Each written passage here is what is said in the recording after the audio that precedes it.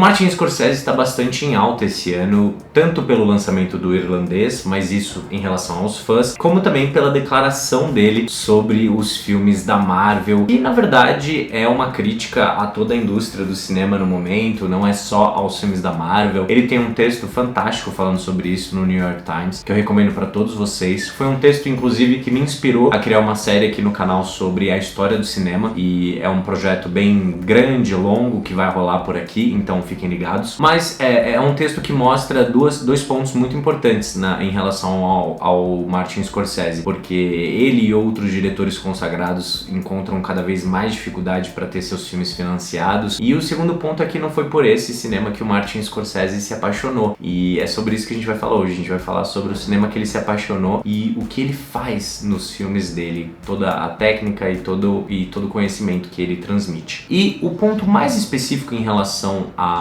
como o Martin Scorsese lida com essa arte é a busca. Ele está sempre experimentando. O Martin Scorsese desde o começo queria saber quem ele era. Então, dois cinemas são muito importantes na sua carreira: o cinema americano e o cinema italiano. E ele tem dois documentários falando sobre isso, onde ele conta a história do cinema americano inteiro, que se chama Uma Viagem pelo Cinema Americano com Martin Scorsese, e ele tem Uma Viagem à Itália, que também conta a história inteira do cinema italiano. Ele é um ítalo-americano, ele tem um carinho muito grande pelas histórias que ele conheceu. O diretor ia assistir grandes épicos bíblicos, épicos da era romana, filmes de gladiadores, enfim, filmes realmente gigantescos, com grandes produções, com uma quantidade absurda de extras. Foi nesses filmes que o Scorsese encontrou a grandiosidade do cinema. E ao mesmo tempo, enquanto ele vai crescendo, a guerra acontecendo, ele se depara com o neorrealismo italiano, que são filmes extremamente brutais, histórias simples, mas muito fortes, porque são histórias pós-guerra e transformações acontecem a partir daqueles filmes. Então o Martin Scorsese, ele é essa grande mistura do cinema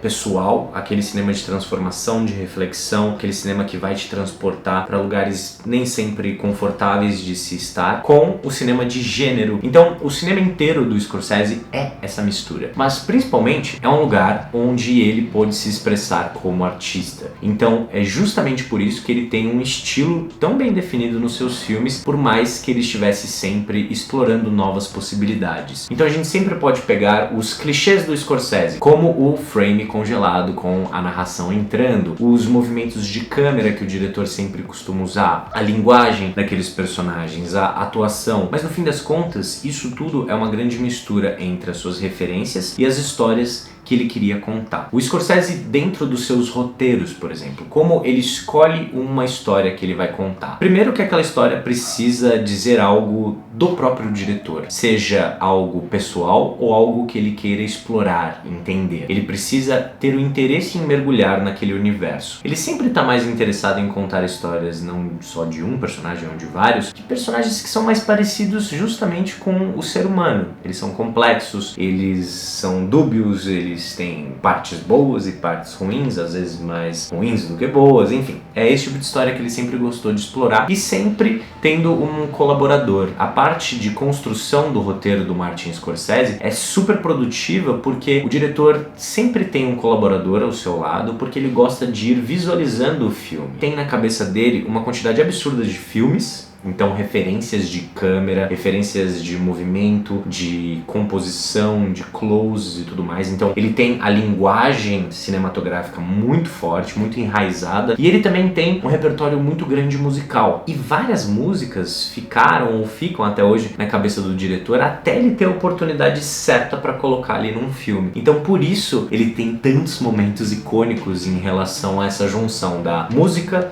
com a imagem e o som que a gente está olhando. Então Martin Scorsese é um diretor com muito repertório. Como eu disse no vídeo sobre o cinema do Scorsese, eu falo sobre as parcerias dele, né, e como essas parcerias representam dois momentos distintos na carreira do diretor. Em um, ele é um diretor mais independente, contando histórias mais sobre o ser humano, com um orçamento menor. Em outros, ele tem mais dinheiro e ele explora histórias mais megalomaníacas. Mas na verdade, mesmo tendo realmente essa divisão, quando você olha o interesse do diretor nos seus filmes, ele tá pesquisando justamente a sua história como ser humano. Então, Gangues de Nova York, que conta a história da cidade desde o começo, de todas as gangues. O Scorsese nasceu em Nova York. Então ele sempre usa o cinema como uma forma de pesquisa para entender quem ele é como ser humano e quem são as pessoas à sua volta. Como, por exemplo, indo nos primórdios do nascimento do cinema em Hugo Cabret. É um diretor muito curioso e é por isso que ele é tão potente. Como ele faz um filme, claro, com várias outras pessoas. Sempre uma equipe à sua volta que colaborava para ele ter esses resultados. Tem uma coisa que a gente sabe quando a gente fala em cinema, é que não se faz um filme sozinho. Então, o Martin Scorsese, ele é sim uma lenda viva, mas justamente porque nas suas histórias ele explora tanto a si mesmo como ao outro. Se a gente pega quem está na frente da câmera, é claro, a gente vai encontrar grandes artistas, mas se a gente olhar também atrás da câmera, a gente vai perceber que o Scorsese sempre esteve rodeado de pessoas muito poderosas. E é por isso que o Martin Scorsese é um dos melhores diretores da história do cinema americano e também do mundo, porque ele sempre navegou por todo o cinema. Existem vídeos do Scorsese falando sobre os filmes do Glauber Rocha, que é um dos diretores mais famosos do nosso cinema. Ele é o rosto do cinema novo, é um diretor que fez vários filmes que foram reverenciados lá fora. E o Scorsese, quando ele fala desse cinema, é tão bonito o jeito com que ele sempre se interessou pelo cinema no mundo todo. Ele entende e vê o cinema como uma forma de expressão de um artista, do diretor, em colaboração com uma grande equipe, em colaboração com uma grande história. E ele sempre diz que o cinema é explorado e pensado de formas completamente diferentes, dependendo do lugar em que está. Ele diz uma coisa muito clara, que se o interesse do artista é justamente a fama,